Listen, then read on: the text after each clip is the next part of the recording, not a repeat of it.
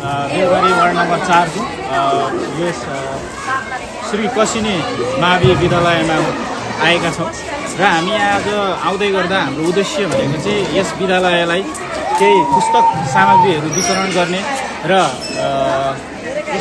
हाम्रो विद्यालय भवनमा केही फ्यानहरू सहयोग गर्ने उद्देश्य सहित यहाँ उपस्थित भएका छौँ।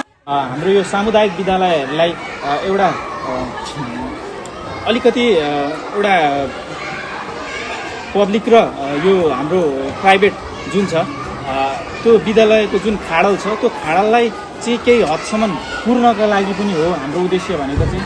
र अर्को उद्देश्य भनेको चाहिँ सामुदायिक विद्यालयमा चाहिँ शिक्षाको गुणस्तर चाहिँ खस्किँदो छ भन्ने एउटा भाष्य निर्माण हुँदैछ हाम्रो समाजमा। यो भाष्य चाहिँ गलत भाष्य हो।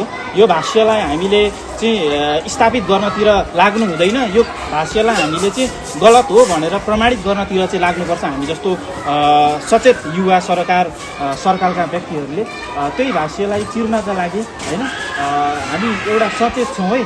सामुदायिक विद्यालय भनेको चाहिँ राज्यले लगानी गरेको प्रत्यक्ष यो चाहिँ जनताको चाहिँ एउटा प्रोपर्टी हो भन्ने भाष्यलाई स्थापित गर्नका लागि पनि हामीले यहाँ आएर यहाँ हेरचाह गर्ने अथवा यहाँ समन्वय गर्ने हाम्रा शिक्षक आदरणीय सरहरूसँग र जुन चाहिँ अहिले यो एउटा प्राइभेट स्कुलले त आफ्नो कुल लगानी गर्छ एउटा ग्रुप अफ पिपुलहरूको चाहिँ सम्पत्ति हो त्यो होइन।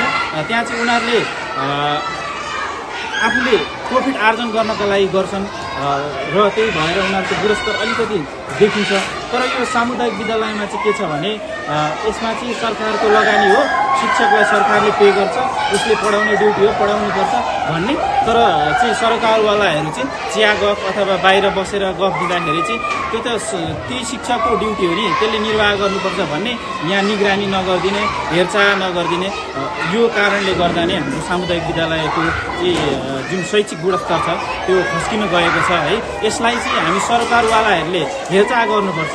यो चाहिँ एउटा प्राइभेट भनेको चाहिँ ग्रुप अफ पिपुलको प्रोपर्टी हुन्थ्यो भने यो हाम्रो सामुदायिक विद्यालय हामी सबैको चाहिँ यो प्रोपर्टी हो है। विशेष धन्यवाद दिन चाहन्छु म ती दाइहरूलाई जसको कारणले गर्दा आज हामी यहाँ पुस्तक र फ्यान हस्तान्तरण गर्न सफल भएका छौँ। र उहाँहरूको नाम चाहिँ म यहाँ वाचन गरेर सुनाउन चाहन्छु। उहाँ हुनुहुन्छ बेलबारी नगरपालिका वार्ड नम्बर 4 निवासी गङ्गाबहादुर राई, रवि मेवाङ राई, यम कुलुङ राई र सनम लोहरुङ राई। यी चारै नामलाई चाहिँ म विशेष धन्यवाद दिन चाहन्छु जसको कारणले गर्दाखेरि चाहिँ हामीले आजको कार्यक्रम यो बुक डोनेसन एन्ड फ्यान डोनेसनको प्रोग्राम सक्सेसफुल्ली चाहिँ कम्प्लिट गऱ्यौँ है। त्यसै गरी विशेष धन्यवाद दिन चाहन्छु म यस कसिनी माविका हाम्रा प्रधानाध्यापक सर शङ्कर अधिकारीज्यू लगायतका सम्पूर्ण प्राध्यापक ज्यूहरूको टिमलाई।